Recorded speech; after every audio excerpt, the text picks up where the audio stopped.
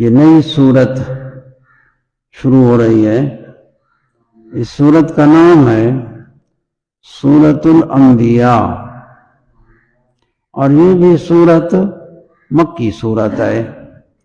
صورتیں قرآن مجید کی وہ کئی مکیہ ہیں، کئی مدنیہ ہیں، اور مکی اور مدنی صورتوں کی تقسیم جو ہے 3 قول ہیں. تو یہ معتبر یہی ہے کہ بس دو قسم ہیں، کئی مکیہ ہیں، کئی مدنیہ ہیں. مکیہ صورتیں یعنی جو ہجرت سے پہلے قرآن مجید نازل ہوا، ہجرت سے پہلے صورتیں نازل ہوئیں تو وہ صورتیں مکیہ کہلاتی ہیں. کیونکہ نبی کریم صلی اللہ علیہ وسلم پر یعنی مکیہ کا معنی کہ ہجرت سے پہلے، خواہ آپ مکہ شریف کے اندر تھے، باہر تھے، سفر میں تھے، ٹھیک ہے نا، حتیٰ کہ فرض کریں مدینہ شریف میں بھی ہوں، لیکن ہجرت سے پہلے ہے تو اس لیے انہیں مکیہ کہا گیا.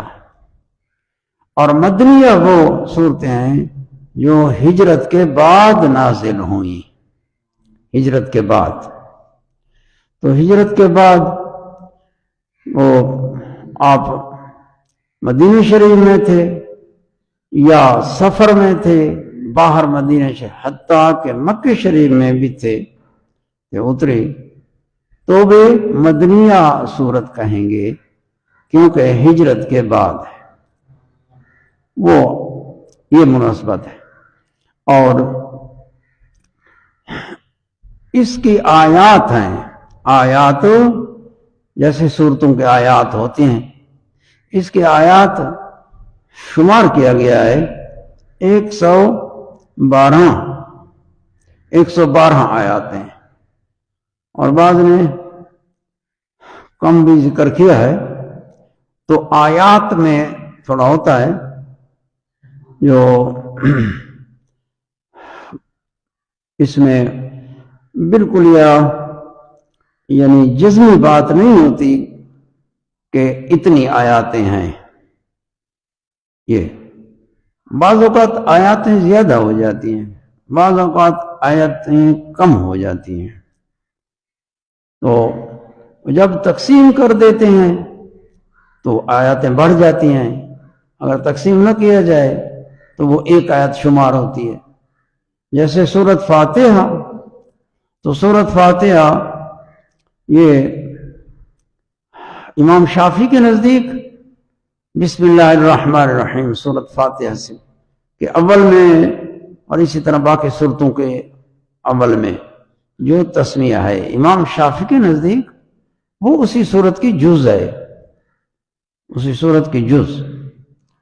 تو سورۃ فاتحہ 7 آیاتیں ہیں، 7. یہ بالکل امام شافعی صاحب کے نزدیک بھی اور حنفی امام اعظم ابو حنیفہ کے نزدیک بھی 7 ہے. لیکن تسمیہ جو ہے فاتحہ کی جز نہیں ہے. حنفی مذہب میں قرآن کی جز ہے تسمیہ، جو صورتوں کے ابتدا میں بسم اللہ الرحمن الرحیم قرآن مجید میں ہے، یہ قرآن کی جز ہے. امام صاحب فرمایا کہ یہ فصل کے لیے نازل ہوئی ہے کہ ایک صورت شروع ہو رہی ہے، ایک صورت ختم ہو گئی ہے، یہ فصل کے لیے ہے تسمیہ. اور اس سورۃ انبیاء، اس کا نام ہے سورۃ الانبیاء. اور سورۃ انبیاء یہ جو اسماء ہیں صورتوں کے، تو تسمیہ میں ایک مناسبت ہوتی ہے، تو اس میں انبیاء کا ذکر ہے. اس سورت کے اندر اللہ کے نبیوں کا ذکر ہے، 18 رسولوں کا ذکر ہے. تو اس لیے اس سورت کا نام سورہ انبیاء ہو گیا. اور بعض صورتیں اور بھی ہیں جن میں انبیاء کا ذکر ہے،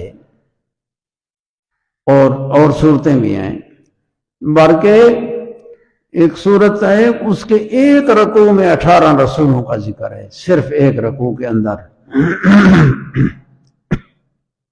لیکن اس کا نام سورت انبیاء نہیں رکھا گیا۔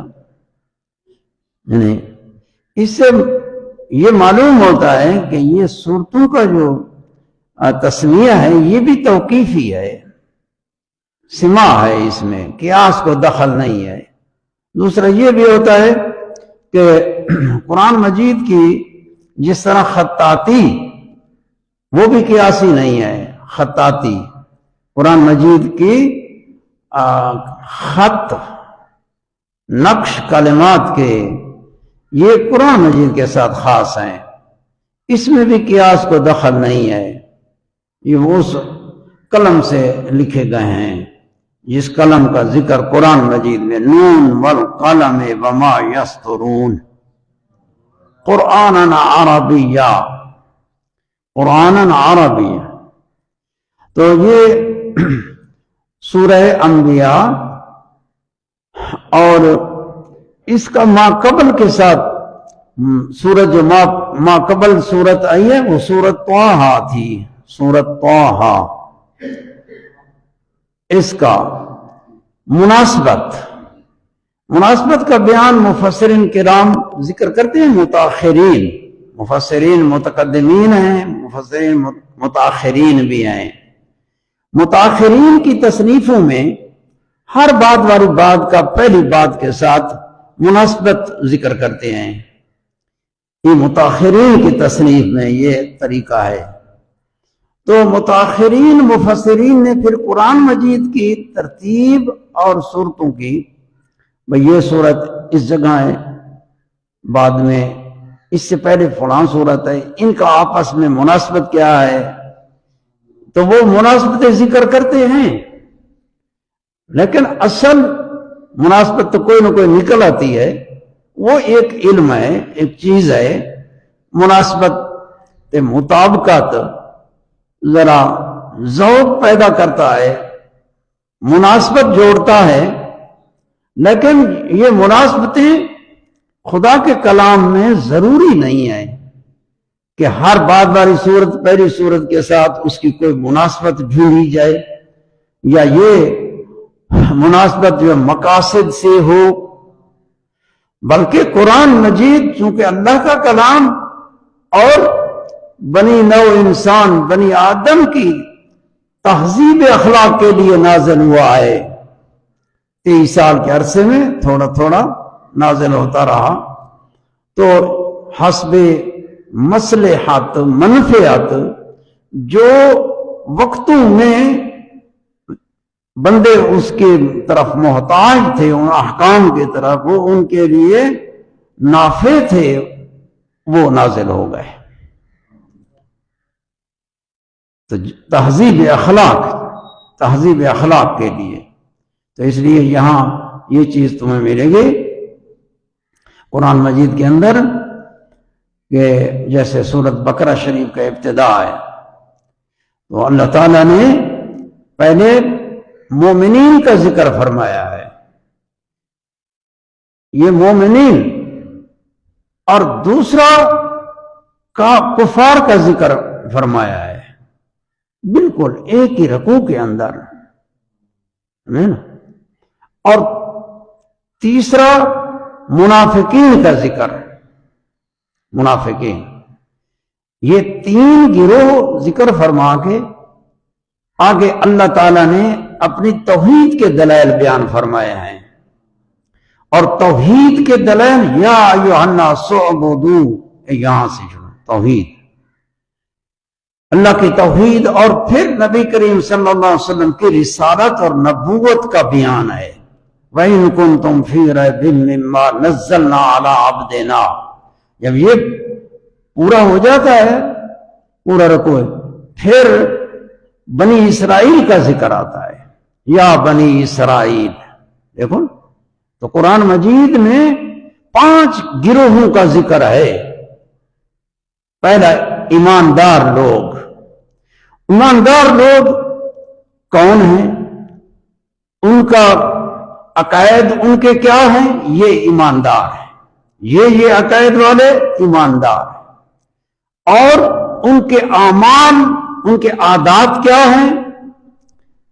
وہ ان کا ذکر ہے، ان کے خصائل، اوصاف، مومنین کے اوصاف، عادتیں، وہ ذکر ہیں، اور ان کے آخرت میں جو ثواب ہے، پھر اس کے بعد ثواب کا بیان آتا ہے، ان کے درجات کا جنات میں، اور کفار کا کہ ان کے بد اعتقادیاں اور برائیاں، ان کا بیان، ان کے عادات، ان کے خصلتیں وہ بری، اور پھر آخرت کا عذاب ان کے متعلق یہ آتا ہے۔ تو مومنین اور دوسرے ہو گئے کفار، تیسرے ہو گئے منافقین، چوتھے ہو گئے یہود، پانچواں ہو گیا نصارا۔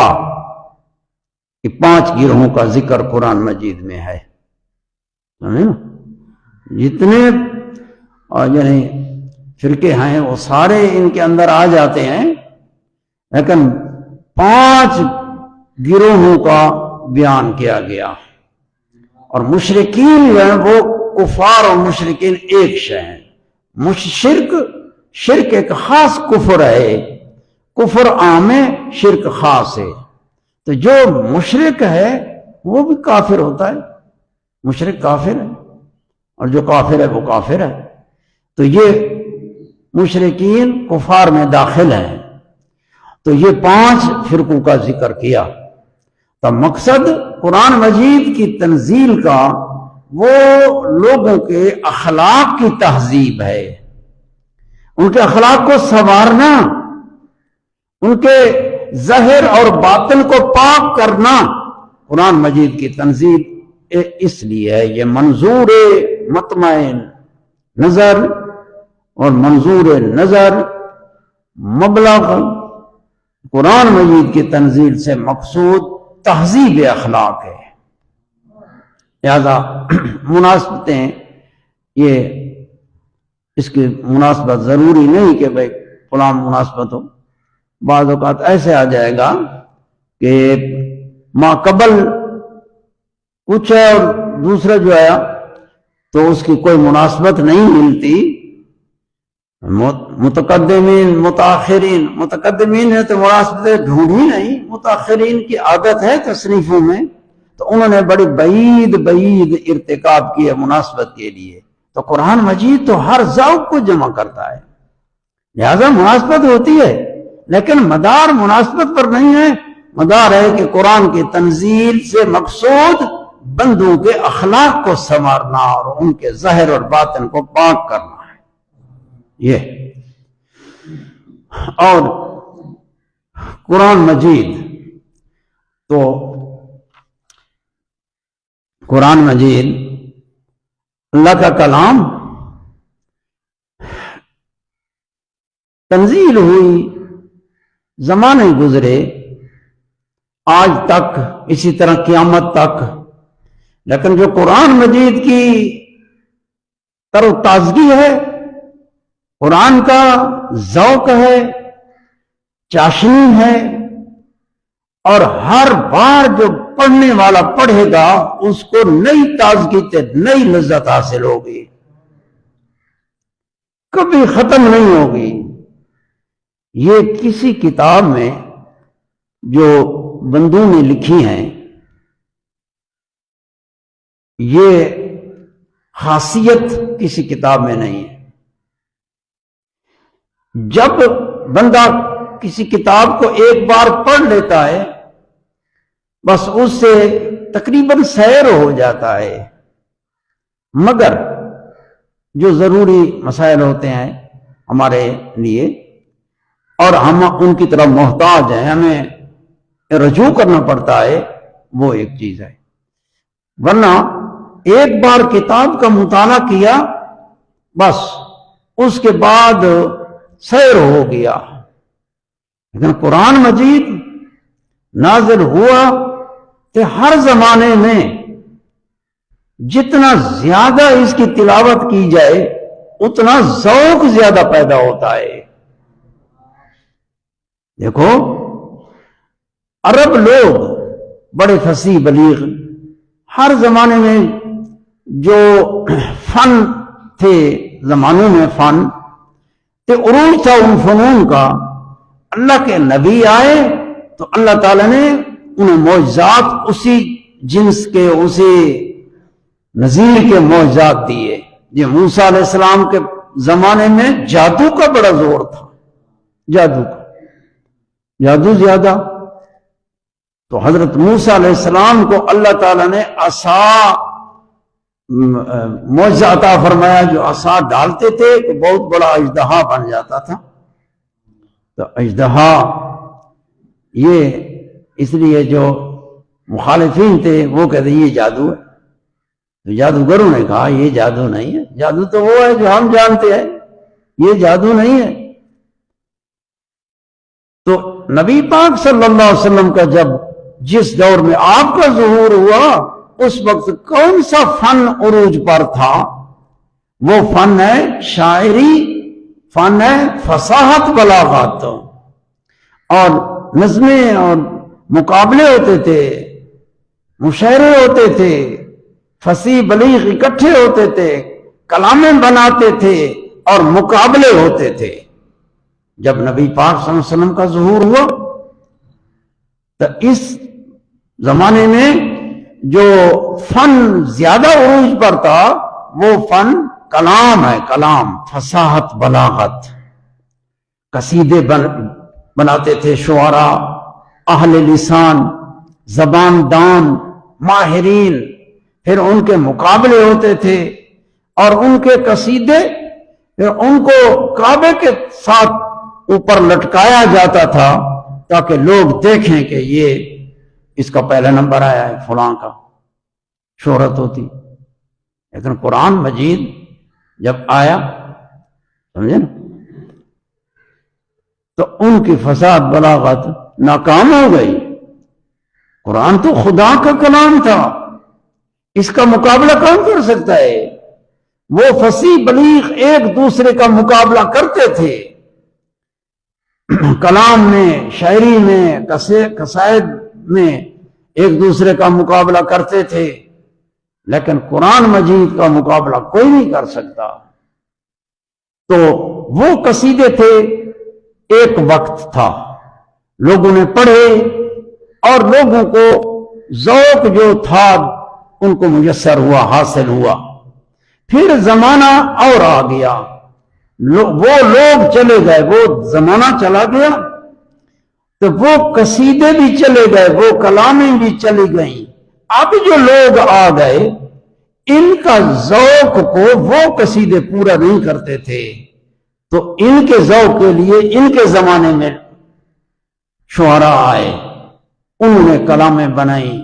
وہ ان کا قرآن مجید یہ کسی زمانے کے ساتھ خاص نہیں ہے، یہ اللہ کا کلام ہے کہ ایک قیامت تک ہر زمانے اور پھر ہر شخص کو، ہر بندے کے ذوق بھی مختلف ہوتے ہیں، بندوں کے ذوق قلبی مختلف ہیں، زبانیں مختلف ہیں، خطے مختلف ہیں. قرآن خدا کا کلام ایسا کلام ہے کہ ہر بندے کے ذوق کو یہ مہیا کرتا ہے، اور ہر طبقے کے لوگوں کو، ہر بولی کے لوگوں کو قرآن مجید ذوق دیتا ہے. جو بندے کی طبیعت کے اندر اس کا ذوق ہے، قرآن اس کو ذوق پورا دیتا ہے. اور ہر زمانے میں یہ چیز جو فصاحت بلاغت، علم فصاحت بلاغت، بیان بدی، اس کا تعلق اس کے ساتھ ہے. پھر جب اس سے سمجھے گا تو قرآن مجید یہ معجز کلام، اور اس کو تحقیقی ایمان قرآن مجید یہ معجزہ ہے نبی پاک صلی اللہ علیہ وسلم کا. پھر جب اس کے ساتھ تحقیقی ایمان آتا ہے تو پھر حضور کی نبوت اور رسالت کے ساتھ ایماندار آدمی کا ایمان تحقیقی ایمان ہوتا ہے، جتنے تک بندے کے کسب کا دخل ہے۔ تو یہ آ گیا کہ قرآن مجید ہر ذوق دیتا ہے، ہر طبقے کے لوگوں کو دیتا ہے، ہر زبان والوں کو دیتا ہے، لہذا یہ ایسی کتاب ہے جو اس کی تلاوت بہت زیادہ تلاوت جس کتاب کی گئی ہے وہ قرآن مجید ہی ہے۔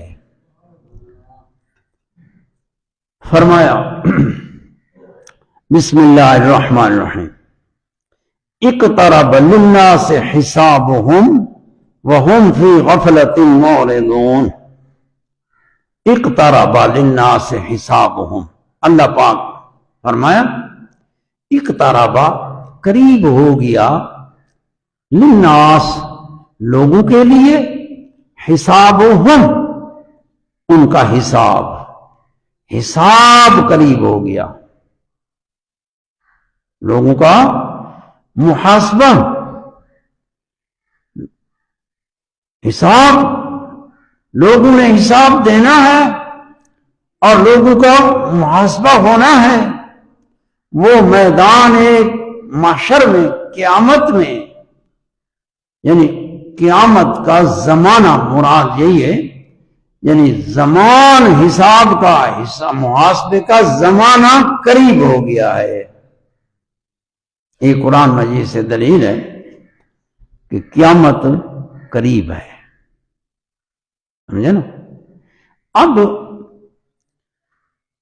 قرآن مجید نے قیامت کے قرب کا بیان کیا، قیامت قریب، قیامت نبی کریم صلی اللہ علیہ وسلم پر نازل ہوا اور آج تک کتنی صدیاں گزر گئیں، اسی کو فرمایا گیا کہ قریب ہے، تو آگے بھی پتہ نہیں ہے کہ کتنا ہے۔ تو یا تو یہ قریب ہے، یعنی اللہ تعالیٰ کے نزدیک اور اس کے علم میں، اس کا مطلب یہ ہے کہ اللہ کے نزدیک، ہمارے لحاظ سے تو بھئی اتنا زمانہ گزر گیا، ہم تو ایک شے کو کہہ سکتے ہیں بیارے پرے ہے، لیکن اللہ تعالیٰ کے نزدیک، جیسے قرآن مجید میں دوسرے مقام پر فرمایا یستعجلونک بالعذاب، اے پیارے محبوب، یہ لوگ منکرین یہ عذاب جلدی چاہتے ہیں، یہ چاہتے ہیں کہ کرتوت ایسے، اعمال ایسے، بدعمالیاں، یہ چاہتے ہیں کہ عذاب پہلے آ بجے ان کو۔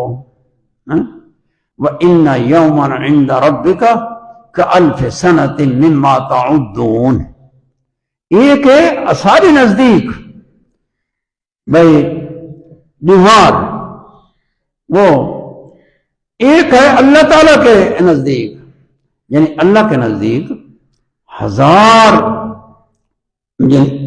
کا الف سنۃ مما، 1000 سال ہونا ہمارے نزدیک 1000 سال، 1000 سال بہت بڑا زمان ہے، یہ اللہ کے نزدیک ایک دن ہے، یہ قرآن مجید میں ہے۔ ہمارے لیے تو 1000 سال ہے، لیکن اللہ تعالیٰ کے نزدیک اس 1000 سال کو ایک دن کہا گیا ہے، قرآن مجید میں آیا ہے یستعجلونک بالعذاب وَإِنَّ يَوْمًا عِنْدَ رَبِّكَ، تیرے پروردگار کے نزدیک ایک دن، عند ربک کالف سنۃ مما تعدون، جو تم شمار کرتے ہو 1000 سال، 1000 سال بھی ایک سال آ گیا، بس ایک سال میں مہینے ہیں، مہینے میں پھر ہفتے دن ہیں، یہ سارا شمار ہے تو 1000 سال بنتا ہے، یہ اللہ کے نزدیک ایک یوم ہے، یا یہ مانا، یا اقتراب فرمایا کہ قریب ہے، قیامت لوگوں کا محاسبہ اور قیامت قریب ہو گئی ہے، یہ دوسرا معنی میں کرنے لگا ہوں یہ قرآن مجید ہے، فنا کا نو حاصل ہوتا ہے، کوئی اچھی نیت سے پڑھے، فنا کا نو حاصل ہوتا ہے، بندہ فنا ہو جاتا ہے۔ ہمیں ہر انڈا نفسانیت کا ہمارا موجود ہے۔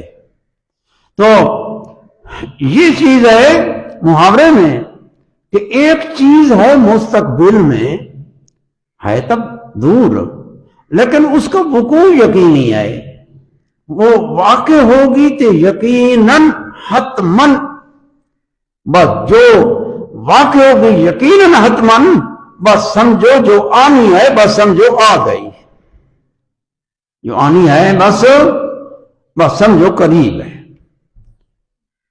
یہ دوسرا معنی ہے۔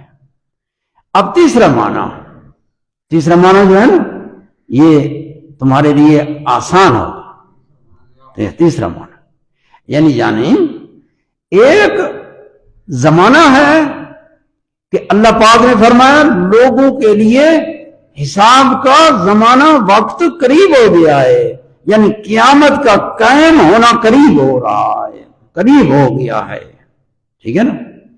اب اس وقت کو جو قیامت اور ہمارے درمیان ہے، ایک عرصہ نبی پاک صلی اللہ علیہ وسلم کے پاک زمانے میں قرآن مجید کے تنزیل کے وقت جب یہ آیت اتری تو قیامت ہے، ایک ہے کہ اس تنزیل سے پہلے کا دور ہے، پہلے کا تو وہ تو بہت طویل ہے، حضرت آدم علیہ السلام سے، ٹھیک ہے نا۔ تو اکثر جو گزر جائے، اکثر وقت گزر گیا تو تھوڑا رہ گیا تو اس کو پھر کہا جاتا ہے قریب ہے۔ نبی کریم صلی اللہ علیہ وسلم نے ایک حدیث ہے، میں بیان کروں لیکن ٹائم لگے گا، وہ سمجھے نا، ہاں یہ وقت ہے جو نبی کریم صلی اللہ علیہ وسلم نے ایک آپ کی ختم نبوت، وہ اس آیت سے،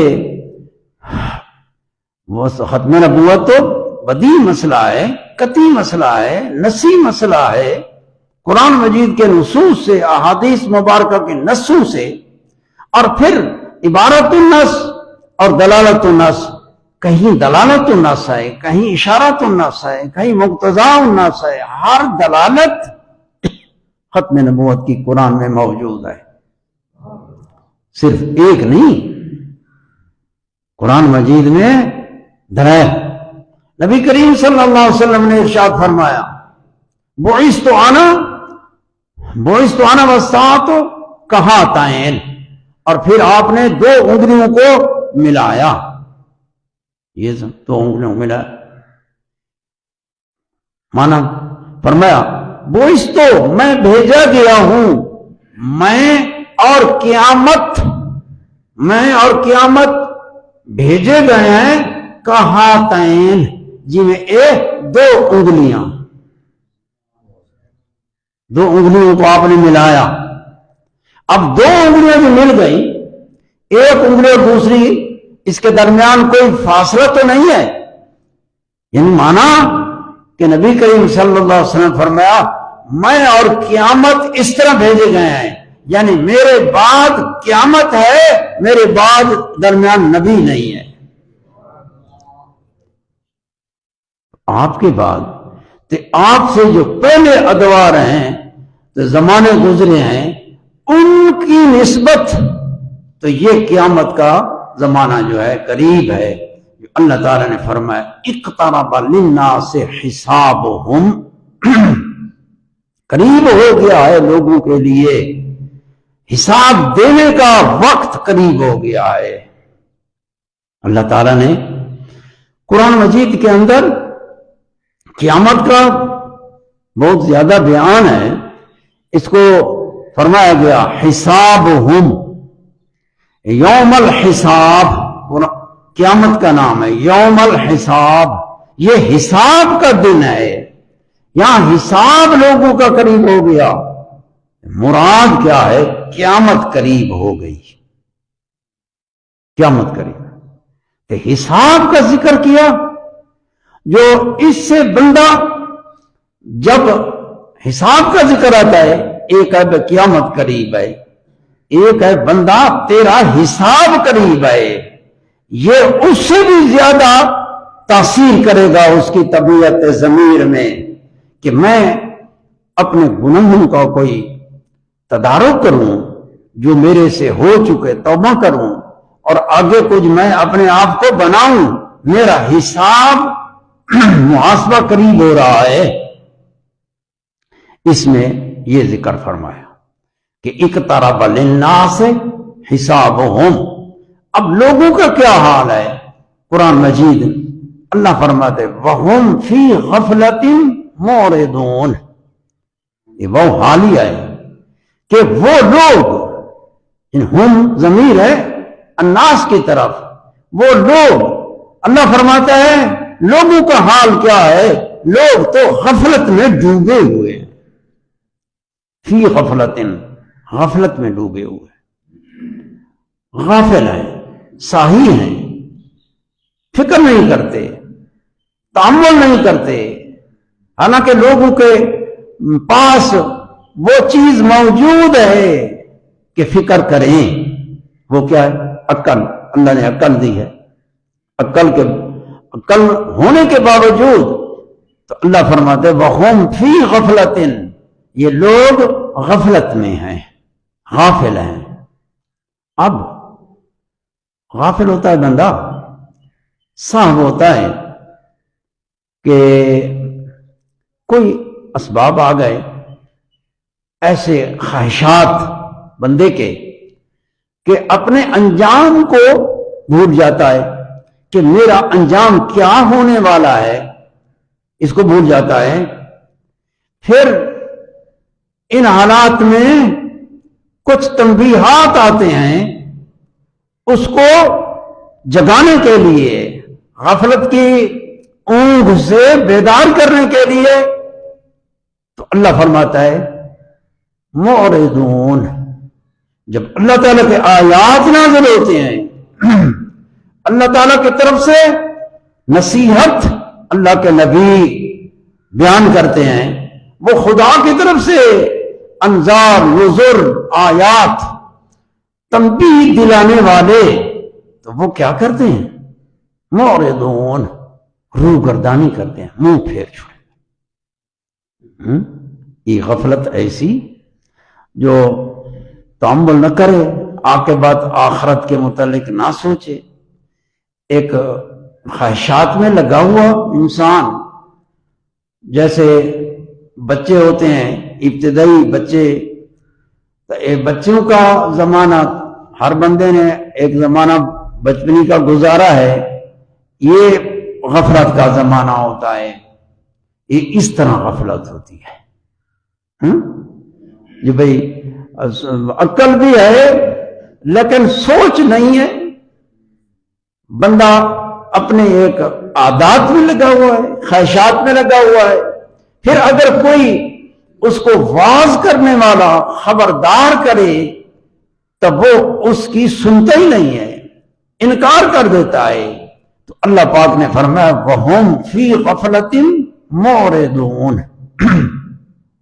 اب یہ پیچھے اقترب للناس، للناس الناس، لوگوں کے لیے، لوگوں کے حساب کا زمانہ قریب ہو گیا ہے۔ یہ بیدار کیا جا رہا ہے لوگوں کو کہ لوگ خلق خدا کے قرآن مجید تہذیب کرتا ہے، تنبیہ کرتا ہے، نصیحت کرتا ہے کہ تمہارا محاسبہ ہوگا، قیامت کے دن حساب کتاب ہوگا تمہارا، وہ قریب ہو رہا ہے۔ وقت سے پہلے تنبیہ آ گئی۔ تو وَهُمْ فِي غَفْلَةٍ مُعْرِضُونَ، یہ کون لوگ ہیں؟ پیچھے تو فرمایا قیامت ہے تو لوگوں کے لیے، اور لوگ الناس، یہ الناس جو ہے نا عربی میں الناس، ہماری اردو میں لوگ مانا کریں گے لوگ، یعنی الناس انسان کے جو نوع ہے، ایک انسان، یہ الناس ہیں۔ اس سے تو پتہ چلتا ہے سب، اور وہم فی غفلت معرضون، اس سے پتہ چلتا ہے سب نہیں، وہ ہیں جو کفار ہیں، جو اللہ تعالی کفار کی جانب سے یہ خبر دیتا ہے. یہ جملہ اسمیہ ہے، خبریہ ہے، لیکن حال واقع ہے الناس سے. تو حال جو ہوتا ہے ذو حال کے ساتھ الناس، یا اقترب لنا حسابہم، جو ان کا حساب، اس ضمیر سے تو یہ غفلت میں ہیں اور پھر اعراض کرتے ہیں، آیات سے روح گردن کر جاتے ہیں، انکار کر جاتے ہیں، تسلیم نہیں کرتے، پھر تو یہ تو کفار ہے. ایماندار آدمی اگر غافل ہوگا، ساہی ہوگا، غفلت میں ہوگا، لیکن انکار تو نہیں کرتا. یعنی یہ اس لیے حضرت ابن عباس رضی اللہ تعالی عنہ سے یہ تفسیر رہی ہے کہ اللہ سے یہاں کفار مراد ہیں. وَهُمْ فِي غَفْلَةٍ مُعْرِضُونَ، اور قرینہ کہ ذکر ہے الناس کا، عام کا، کہ مراد خاص کفار ہیں، اور اس مراد کے اوپر قرینہ جو ما بعد آیات میں آ رہا ہے، یہ حالات آ رہے ہیں، اوصاف آ رہے ہیں، یہ کفار کے ہیں، مومنین کے نہیں ہیں. وَهُمْ فِي غَفْلَةٍ، اور یہ جو غفلت ہے، غفلت کہتے ہیں نا بھئی، ایک صاحب ہو جاتا ہے بندے کو، فکر نہیں ہوتی، اس کی عقل کی سوچ صحیح نہیں ہوتی، سوچ کرتا ہی نہیں ہے، بس ایک عادت میں لگا ہوا ہے. اور وَهُمْ فِي غَفْلَةٍ، یہ یعنی غفلت اس طرح ہے جیسے ظرف، اور وہ بندہ ایسے جیسے مظروف، اور وہ جیسے مظروف ہوندے جڑے جی میں پیالے دے وچ پانی پا چا تے پانی جڑا پیالے دے وچ پے، یہ پیالے نے ایندا احاطہ کیتا ہوئے، ہاں احاطے واسطے. تو غفلت نے احاطہ کیا ہوا ہے، تو وہ غفلت تار و تار غفلت، یعنی یہ وہم فی غفلتن، یہ نہیں فرمایا کہ غافلون غافلین، بلکہ وہم فی غفلتن، غفلت کے اندر یہ معنی دینا ہے کہ غفلت تار و تار ہے ان کی، کہ غفلت نے احاطہ کیا اور وہ غفلت کے اندر محبوس اور محاط ہو گئے ہیں، معرضون ہیں. لہذا الناس اس معنی سے تو کفار کے متعلق ان کو، اور تعمیم بھی لی گئی ہے، تعمیم بھی لی گئی ہے، وہ دونوں معنی ہو سکتے ہیں، تخصیص بھی اور تعمیم بھی ہے. وَهُمْ فِي غَفْلَةٍ مُعْرِضُونَ، لوگ غفلت میں ہیں اور معرضون ہیں، اعراض میں ہیں، حالت ان کی اعراض والی ہے. فرمایا ما یأتیہم من ذکر من ربہم محدث الا استمعوہ وہم یلعبون لاہیۃ قلوبہم. ایک ہی کلمے کو پکایا، دل پہ بلایا، یہ قرآن مجید کلمات. اب یہ دلیل ہے، قرآن مجید یہ دلیل ہے اس کی کہ وہ معرضون ہیں، ان کا حساب قریب ہو رہا ہے لیکن فکر نہیں کرتے پہ، تنبیہ ہو رہی ہے، اعراض کرنے والے ہیں، معرضون ہیں. یہ ان کے متعلق فرمایا کہ معرضون یہ صیغہ صفت کا ہے، اور صفت جو ہے موصوف کو ساتھ قائم ہوتی ہے، ثابت ہوتی ہے. تو وہ لوگ ہیں اعراض کرتے ہیں. اللہ پاک ان کے اعراض کا بیان فرماتا ہے. ما یأتیہم من ذکر، اللہ فرماتا ہے کوئی ذکر ان کے پاس نہیں آیا، من ربہم ان کے رب کی جانب سے، یہ کوئی ذکر مانا یعنی سورت نازلہ، قرآن، ذکر قرآن پر ذکر کا اطلاق آیا، انہو لذکر لک ولقومک ھذا ذکر مبارک تو ذکر سے مراد ہے قرآن، کہ جب قرآن نیا پیغام رب کے احکام نازل ہوتے ہیں، جب بھی ہوتے ہیں، اللہ فرماتا ہے الا استمعوه وهم يلعبون، سن دیں یہ لوگ اس کو سنتے ہیں لیکن کھیل تماشے کی حالت میں سنتے ہیں، کھیل تماشا یعنی کھیل کرتے ہوئے سنتے ہیں۔ ٹھیک ہے، قصد ہو تاکہ نصیحت پکڑے، اللہ کا قرآن نازل ہوا ہے اور اس پر کان رکھے اور ایمان اور تصدیق کرے اور عمل کرے، ایک مذاق شروع کر دے وے، قرآن مجید نے فرمایا کہ یہ اعراض کیسے کرتے ہیں، اعراض غفلت میں ہیں، یہ غفلت ان کی ذاتی ہے، یہ طبی ہے، غفلت طبی، اور پھر باہر سے کوئی دلیل آتی ہے، کوئی جھنجھوڑنے والا آتا ہے، کوئی کان پکڑ کے کوئی بازو سے اس کو کھینچتا ہے، بھئی تو بیدار ہو۔ اب وہ جو آئی باز نصیحت بیدار کرنے والی، پھر ان کی کیا حالت تھی؟ تو فرمایا کوئی ذکر اللہ تعالیٰ کی طرف سے، قرآن، آیت، سورت، کوئی تذکیر، نصیحت نہیں آئی ان کے رب کی جانب سے، مگر وہ سنتے تھے تو مذاق کرتے تھے۔ الا استمعوه وهم يلعبون، لعب ایک کھیل ہے، تماشا، کھیل، یہ وہ لعب ہے۔ اور لاہیتن قلوبہم، لاہیتن قلوبہم، لہا یلہو ایک باب آتا ہے لہب، اور لہب جو ہے یہ کھیل تماشا جو بندے کرتے ہیں، یہ پہلے لہب ہوتا ہے، لہب اور پھر لعب آتا ہے۔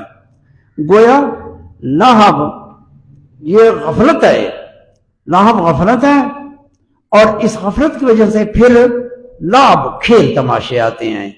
تو کھیل تماشے تقریباً وہی لوگ کریں گے جن کے دل غافل ہوتے ہیں۔ اللہ جل شانہ کا کلام ہے، یہاں دو باتوں کا ذکر فرمایا ہے، وَهُمْ يَلْعَبُونَ إِلَّا اسْتَمَعُوهُ وَهُمْ يَلْعَبُونَ، یلعبون لمانا کھیل کرتے ہوئے حال ہے، وَهُمْ يَلْعَبُونَ، لعب لمانا کھیل کرنا، مذاق کرنا، کھیل کرنا، اس میں استہزاء اور سخریہ ہوتا ہے، ٹھٹھا ہوتا ہے، لعب ہے۔ اور لہب جو ہے، جو فرمایا لاہیتن قلوبہم، ان کے دل لاہی ہیں، قلب لاہی، وہ قلب ان کے قلوب، دل اللہ تعالیٰ نے پیدا کیے ہیں، تو ان کے دل جو ہیں وہ لاہی ہیں۔ لاہی مانا یعنی غافل، تو یہی غفلت قلبی ہے، یہ غفلت قلبی ہے۔ اور لعب جو آتا ہے یہ جوارے سے آتا ہے، بات سے آتا ہے، ہاتھ پاؤں سے آتا ہے، تو اس کے دل میں پہلے غفلت ہے، پھر یہ کھیل تماشا آ رہا ہے۔ تو تقریباً دیکھو گے بچے کھیل دے بڑے محبتی ہونے، اپنے آپ کو سنیا نا، اپنے آپ کو بچپن سے لگا گیا، بچپن کی میں آسے ہوئے، بچپن بھول گئے، اپنے آپ کو یاد کرو تو بچپن تمہیں بہت ساری چیزیں یاد دلائے گا۔ ہاں تم یاد کرو، ایک تمہیں ذوق پیدا ہوگا، تمہیں علم آئے گا، یاد آئے گی. تو بچے جو ہوتے ہیں کھیل کے زیادہ شیدائی ہوتے ہیں، دل غافل ہوتے ہیں. تب وہ اندر دل کی غفلت اندر ہے، کھیل